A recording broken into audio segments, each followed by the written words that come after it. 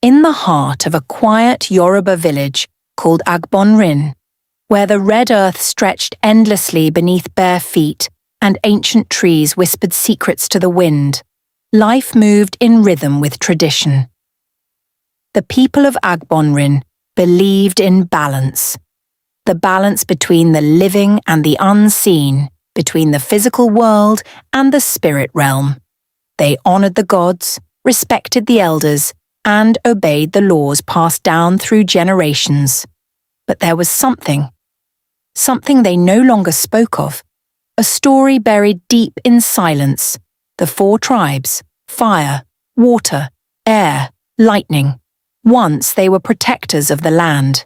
Now, they were nothing more than a forgotten warning. Among the villagers lived a young woman named Adéyọlá. Adéyọlá was not like the others.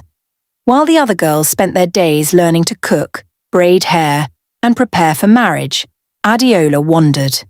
She walked into the forest without fear, climbed ancient rocks, and asked questions that made elders uncomfortable. There was something restless about her spirit, something different. From a young age, strange things followed her. When anger rose within her, lamps flickered violently as though reacting to her emotions.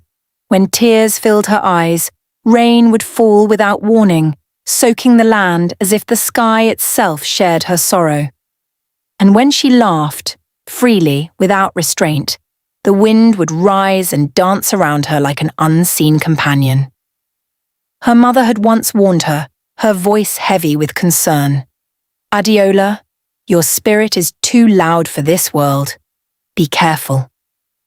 But Adéyọlá never understood what that meant. Not until the night everything changed. Every year, the village of Agbonrin observed a sacred tradition known as the Festival of Silence, a night where no voice was raised, no sound was made after sunset. It was believed that on that night, the spirits walked freely among the living. No one questioned it. No one disobeyed, except Adéyọlá. That night, as silence covered the village like a blanket, Adéyọlá lay awake. Then she heard it, a whisper, not from outside, but from within her. Come to the river. Before her mind could resist, her body responded. She rose quietly and stepped into the night, her bare feet pressing softly against the cool earth. The moon hung high above, casting pale light through the trees as she walked deeper into the forest.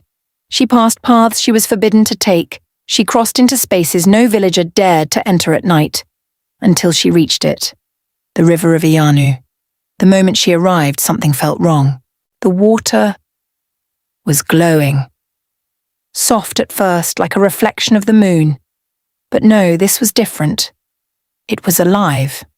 As Adéyọlá stepped closer, the river began to move, not with the natural flow of water but as though it was breathing. The surface rose and fell, shifting with a life of its own. Then a voice echoed, not loud, not soft, but powerful enough to settle deep into her bones. Daughter of the 4, you have finally come. Adéyọlá froze, her heart pounding against her chest. Who is there? The air changed. The wind began to howl. From nowhere, fire sparked into existence, flickering wildly in the darkness. The water rose higher, swirling with energy, and suddenly, lightning tore across the sky, though no rain followed. 4 forces, present, alive, watching her. And then, she saw them. Figures, not fully human, not entirely spirit, formed from the elements themselves. A woman made of fire, her body burning with endless heat, her eyes glowing like the sun. A man of water, calm yet powerful, his form shifting like the tide.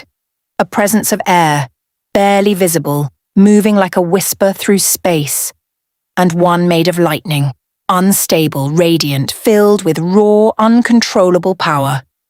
They spoke, not one after the other, but together. You are the one we have waited for. Adéyọlá stepped back, fear tightening around her chest. I don't understand. The fire spirit moved closer, its presence intense. Long before your village chose silence, there were 4 tribes who protected this land. The water spirit followed, its voice deep and steady. But humans feared what they could not control. The air spirit whispered, so they turned against us. And the lightning spirit finished. They sealed us away and erased us from memory. Adéyọlá shook her head, her voice trembling.